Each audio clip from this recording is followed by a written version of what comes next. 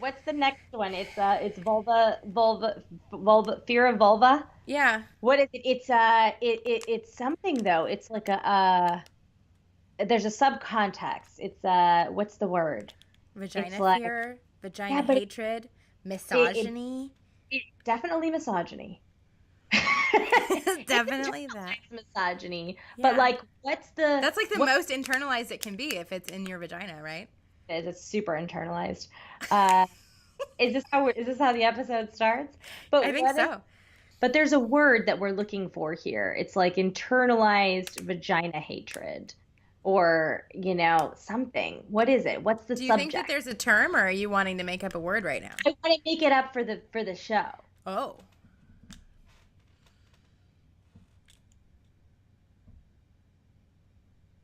vagina phobia? Yeah, that could be vagina vagina phobia. Fear of vaginas? Internalized vulva phobia. Is that it? That's it. Winner. You're Internalized you're basically a sociologist now. vulvophobia. Okay, I'm Nick Arfanuni, and I have just become a sociologist. And I'm Erin Brown, and I'm really excited that we talked for 3 minutes about oppressed men. Oppressed white men specifically. Let me be specific. So we wanted to do like a really quick, easy breezy episode about camel toe, and then I know your big thing is camel toe. Jen Sinkler's taken on moist as a word that she wants people to not be afraid of because of their associations with the fear and or hatred of vaginas, or as you have just now coined, internalized vulvophobia. Vulvophobia. Talk to me about this camel toe. How did you become the princess of camel toe, and what's your thought process around that? Did you just I did. call me the princess? Is that who I am now? I think The so. princess of I mean, Camel unless you're not Toe? into it, I Oh could also call you like Dr. Camel Toe if that's no, more I'm distinguished. so into the princess of Camel Okay, Toe. great. This Camel Toe. PCT. Uh, also the Pacific Coast Trail. Yeah. Yeah. So Both? Uh, so the camel toe thing started for me in a really interesting way. I don't think I've ever been someone who was like really like, ew, camel toe. Like it was never something that I felt like I really needed to cover up or something that really bothered me. So it never really kind of crossed my path until I was filming videos for the Wildfire yoga program. And I was wearing, yoga leggings in all the different scenes, right? And I'm not wearing underwear with them, which is usually a way that we can combat camel toe. So I'm not wearing underwear. I'm just wearing yoga leggings, and I was getting ready for one of the videos, and I couldn't. I just kept like adjusting, and I just kept having this camel toe, and I kept like adjusting for it because I thought, well, I'm going to be on camera, so you shouldn't be able to see my labia. And I had this moment after about a minute of fidgeting with my pants. I had this like what the fuck moment where I was like, why the fuck? Why do I care about this? Yeah. Why is this a thing I've been conditioned to care about? Right. Why is this something that's an issue? Like you can see the outline of my labia majora in my yoga leggings. Why is that a problem? Right. Why is that unacceptable? Why is that a fashion faux pas? Why is this even a consideration? And it was like a turning point for me where I was like, you know what I'm going to do instead? I'm going to work to normalize this. So I started talking a lot about it. I actually posted that video of me fidgeting with my camel toe. To Instagram because I was just like, what the fuck is I a big missed problem? that. There's labia. Well, you can scroll back in my archives and you can see it. And that was like the beginning for me of like this. Here's the thing: if we're all doing the same work, right? We're all in intersectional feminism. We're all doing the same work to like. To fight against oppression, to fight against internalized misogyny, and all these different things. So this was my way of doing it in a way that was uh, that stood out Yeah. of saying like what is the deal. This is internalized misogyny. Let's stop talking about camel toe like it's a fashion faux pas and it's just a thing that's not okay, and let's actually peel back those I wanted to say labia. Let's peel back those layers. Maybe peel back those labia. That's how I peel back labia, apparently. That's how you peel them back. I don't think I've ever. All right. Let's peel back those layers, and let's actually confront the fact that our feelings about camel toe aren't about it being a fashion faux pas, or oh, it's uncomfortable, or oh, I don't want people to see it, or it's immodest. And let's talk about the fact that it is actually internalized misogyny, because we don't do it to men. No.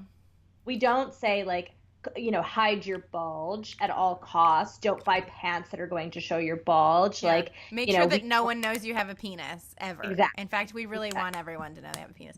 Actually, and I don't know that I want that, but in terms of the way that we deal with things in the culture, we're really big on men having visible penises. I was just watching this morning a Beachbody video that I was doing with friends, and we were all very distracted because one of the men in the back, like, wasn't wearing underwear, or if he was, it wasn't containing, and there was a lot of plyo, so that it was just a very distracting amount of penis. Yeah. A lot though, and which can't be comfortable. I feel like that has to be uncomfortable. I know, but we all just, like, noticed, like, oh, that's a lot. There's a lot happening there. But it didn't occur to us that it was shameful in any way. And it was just like, that's distracting. Exactly. And that's what I think is so important, is that what we are doing is we're actually shaming a woman's genitalia when we do that. We're actually saying it's not okay for anyone to see the outline of your labia.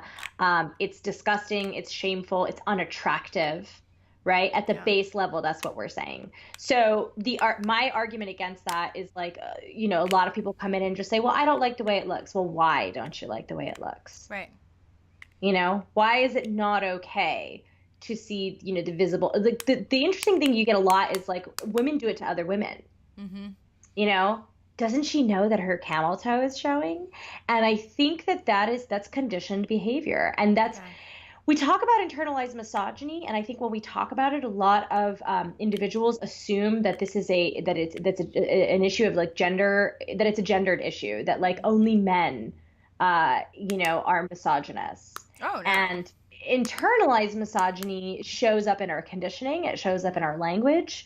And I think it shows up in camel toe. Yeah. And that's why I've taken on this, I have anointed myself the princess of camel toe. Yes. Because I had this huge realization, and I was just like, this can't be a thing that's going to happen. And I'm going to take on this mantle of camel toe activism, and I'm going to normalize the shit out of this. Listen, you don't have to want to have camel toe, it's your choice. They're your labia. It's your prerogative. Yeah.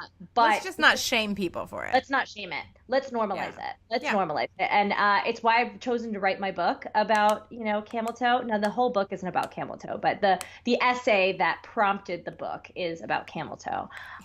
Because I think it's that important. I do. I think it's one of those, like you said, moist. It's one of those things that we miss in society as internalized vulva phobia. Yeah. Well, and so Jen Sinkler took up moist the way you took up panel toe.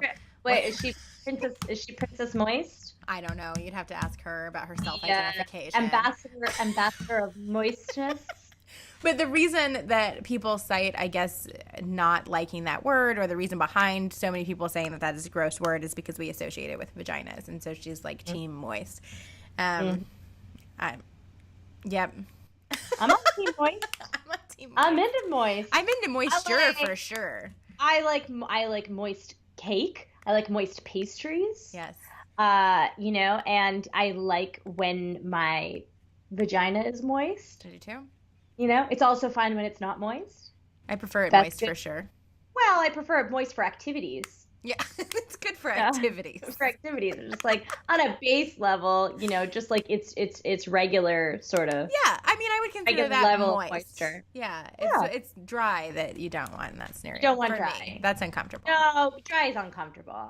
Yeah. Yeah, but I don't understand. Like, a lot of people say, like, oh, I don't like the way it sounds. I don't moist. It sounds gross. Okay, but let's unpack that. Right. Where does that come from? Why sound gross? And so this is one of those things that we hear. So this is actually, for me, this is when we're having this argument about internalized vulva phobia, which is just internalized misogyny about a woman's genitalia. let's unpack it. If you say, oh, I don't like camel toe, it's uncomfortable for me. Why is it uncomfortable? Right.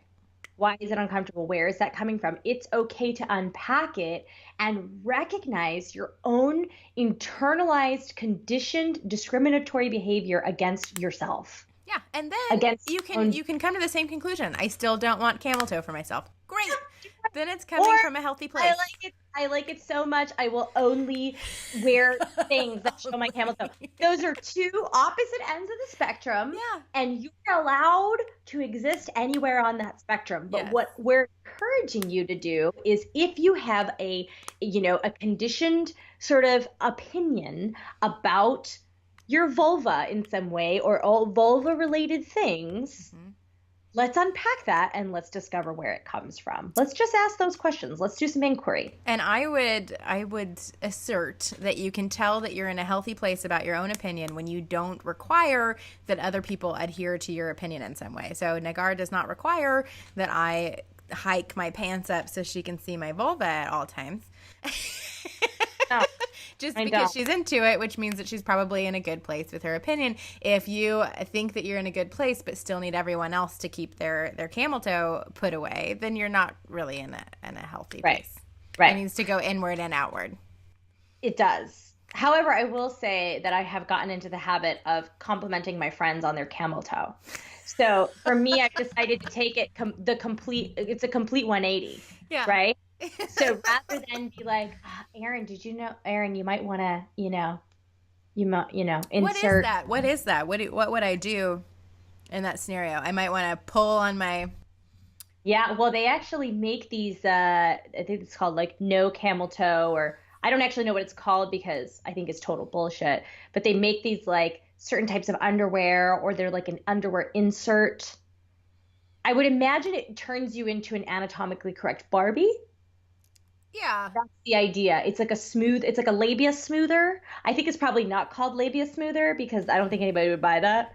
But I can't imagine what it would be called that sounds good though. There's some type of product. It's called like no camel toe, or something like that. It's like Camel NO. I think that's what it's called. I think that's what it's called. What else is it called? Moose knuckle? Is that? Moose knuckle is for men, I think. What is that? When it separates their balls.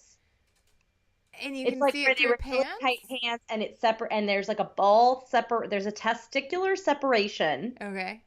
That happens with like jeans. It's usually like a dad jean. A dad jean moose knuckle situation. Moose knuckle situation. Yeah. Which is funny because my husband owns dad jeans, and I only know that they're called dad jeans because every single time he wears them, he says, I'm going to wear my dad jeans. I think he's really excited about it. But he wears them, and he likes them specifically because of the way they make his package look. From the outside. Yeah. See? And I want women to feel more comfortable if that's how you actually feel. Yeah. If you actually feel like I'm into the way my vulva looks in this outfit, then I would love for women everywhere to feel like that's an option for them. Yeah, perfect. That's an option for you. You don't have to hide it just because we've been conditioned to hide it. It's an option for you to also show it off the way that men show off their moose knuckle. Their moose knuckle. Yes. Their moose knuckle. All right. Yeah. Now for a word from our sponsors, us. If you like this show, please do us a solid and subscribe, but also rate the show on iTunes. It is really helpful to us to get more visibility to the show, to have ratings there. This is a labor of love, and all of the production costs and stuff associated with it, Nagar and I just cover ourselves until we get sponsors. So we really appreciate your being here, and we would appreciate if you would take the time to do that. That would help us keep doing this show. An idea for a review. Subject line, I love camel toe. Review. I love hearing about these two women talk about camel toe. Perfect. See? Done. I wrote it for you. All set. Thanks for listening, friends, and we will see you next time. Almost every Tuesday with Nasty Women Radio.